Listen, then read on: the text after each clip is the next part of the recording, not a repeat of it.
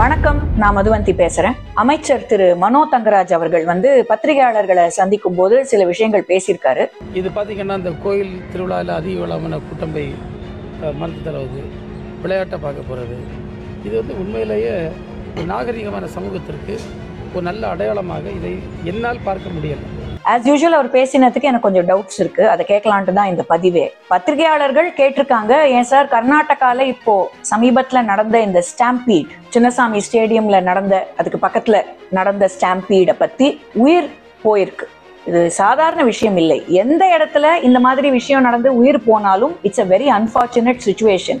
அதுக்கு யார் காரணம் அப்படின்னு பார்த்து உடனே நடவடிக்கை எடுக்க வேண்டியது அந்தந்த மாநிலத்தோடைய பொறுப்பு, கடமை. In fact deputy chief minister of Karnataka நேற்றுக்கு பகிரங்கமா மன்னிப்பும் கேட்டிருக்காரு. சரி, அதை பத்தி இன்னொரு நாள் விவாதிப்போம். அது ஒரு தனி டிபேட், அது இன்னொரு நாள் வச்சுப்போம். இப்போ திரு மனோ தங்கராஜ் அவர்கள் சொல்றாரு, ஏங்க அப்படியாவது போய் அந்த ஸ்டேடியம்ல இதெல்லாம் பார்க்கணுமா?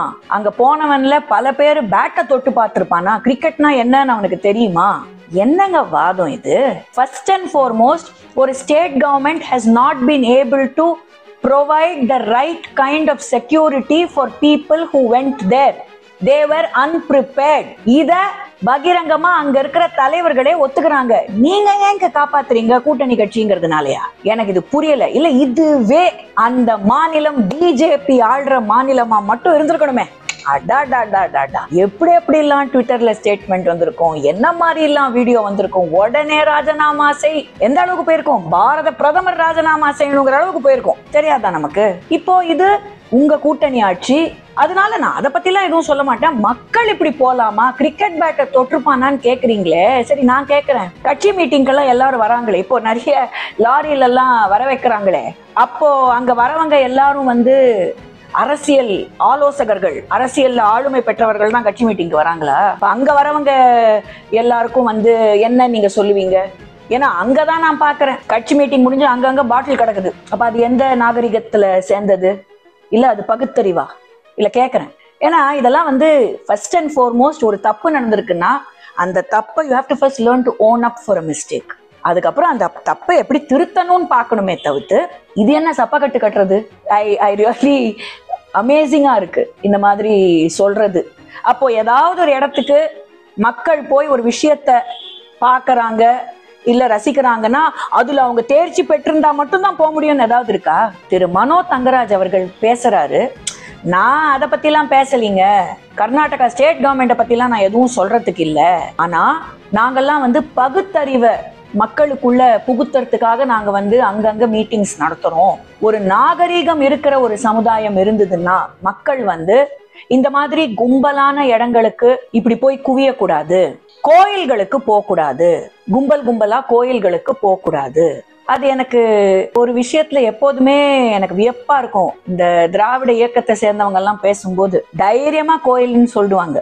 மற்ற விஷயங்கள் இருக்கு இல்லைங்களா, வழிபாட்டு தலங்கள், அதை பத்தி பேச வாயே வராது. பொதுவா இந்த மாதிரி ரிலிஜியஸ் விஷயங்கள் நடக்கிற இடத்துக்கு போகக்கூடாதுன்னு சொல்லியிருந்தா கூட நான் இந்த பதிவை போட்டிருக்க மாட்டேன். அது என்னங்க, அது கோயிலுங்களுக்கு போறவங்க அப்படின்னா என்ன அர்த்தம்? இந்து தர்மத்தை கடைபிடிக்கிறவங்களுக்கு நாகரீகம் இல்லைங்களா? அவங்க எல்லாம் பகுத்தறிவாளிகள் இல்லைங்களா? ஃபர்ஸ்ட் பகுத்தறிவுனா உங்களுடைய மைண்ட் படி அதோட அர்த்தம் என்ன? அதை முதல்ல யாராவது தெளிவுபடுத்துங்க. பகுத்தறிவாளினா கடவுள் நம்பிக்கை இல்லாதவன் அப்படின்னு ஒரு ஈக்குவேஷனா? அதுவே முதல்ல தப்பா தோணுது எனக்கு. இல்ல ஒருவேளை சன்ரைசர்ஸ் ஹைதராபாத் கப்பை ஜெயிச்சு இந்த மாதிரி சம்பவம் நடந்திருந்தா அப்போ சொல்லியிருப்பாங்களா, மக்கள் இப்படி வரக்கூடாது, நாகரிகமே இல்ல அப்படின்னு அப்ப சொல்லியிருப்பாங்களோ தெரியல. நான் அது குடும்பத்தை சார்ந்தது, சொல்லுவாங்களான்னு தெரியல, என்ன நடக்குதுன்னு எனக்கும் தெரியாது, அதனால நான் அதுக்குள்ள போல. இன்னொரு விஷயம், திரும்ப நான் அங்கதான் வரேன். இப்போ திருச்செந்தூர் கோயிலுக்கு கும்பாபிஷேகம் நடத்தணும்னு அறநிலைத்துறையில தான் சொல்லியிருக்காங்க. அறநிலைத்துறைக்கு அமைச்சரே இருக்காரு. அப்ப திருச்செந்தூர் கோயில் கும்பாபிஷேகத்துக்கு வர மக்கள் எல்லாருக்கும் நாகரிகம் இல்லைன்னு சொல்ல வரீங்களா? இந்த மாதிரி வேற ஏதாவது ஒரு பில்கிரிமேஜுக்கு, வேற மதத்துல நடக்கிற சம்பவங்களுக்கோ பில்கிரிமேஜுக்கோ போற மக்களுக்கு நாகரிகம் இல்லைன்னு சொல்லி பாருங்களேன். இந்த சந்திரமுகில ஒரு டைலாக் வரும், கூப்பிட்டு பாரு அப்படின்னு வரு, அந்த மாதிரி சொல்லி பாருங்களேன். அப்ப என்ன நடக்குதுன்னு உங்களுக்கு தெரியும். மறுபடியும் ஹிந்துக்கள்னா உங்களுக்கு அது என்ன வேணாலும் பேசலாம், நாகரிகம் இல்லைங்கிற அளவுக்கு பேசலாம் இல்லைங்களா? என்ன வேணாலும் சொல்லிடலாம். கேட்டுப்போமே, முதுகெலும்பு இல்லாத ஜென்மங்களாச்சே, கேட்டுப்போமே. அதுதானே? அப்படிதானே நீங்க நினைச்சிட்டு இருக்கீங்க இந்த செகண்ட் வரைக்கும். அப்புறம் திரு மனோ தங்கராஜ் அவர்கள் வந்து ஒரு இங்கிலீஷ் பழமொழி சொல்லியிருக்காரு, don't just be a spectator but be a participant. அதை தான் நானும் சொல்றேன். don't just be a spectator to your alliance government in Karnataka. participate, பகிர்ந்துக்கோங்க, take ownership of the mistake. அதை எப்படி சால்வ் பண்ணணும்னு பாருங்க. அதை விட்டுட்டு நீங்க தான் இப்ப ஸ்பெக்டேட்டரா உட்காந்து பார்த்துக்கிட்டு அவங்கள பத்தி நான் ஒன்னும் சொல்லல. மக்களுக்கு நாகரீகம் இல்லை. ஃபர்ஸ்ட் நாகரீகம் வேற, செல்ஃப் டிசிப்ளின் வேற.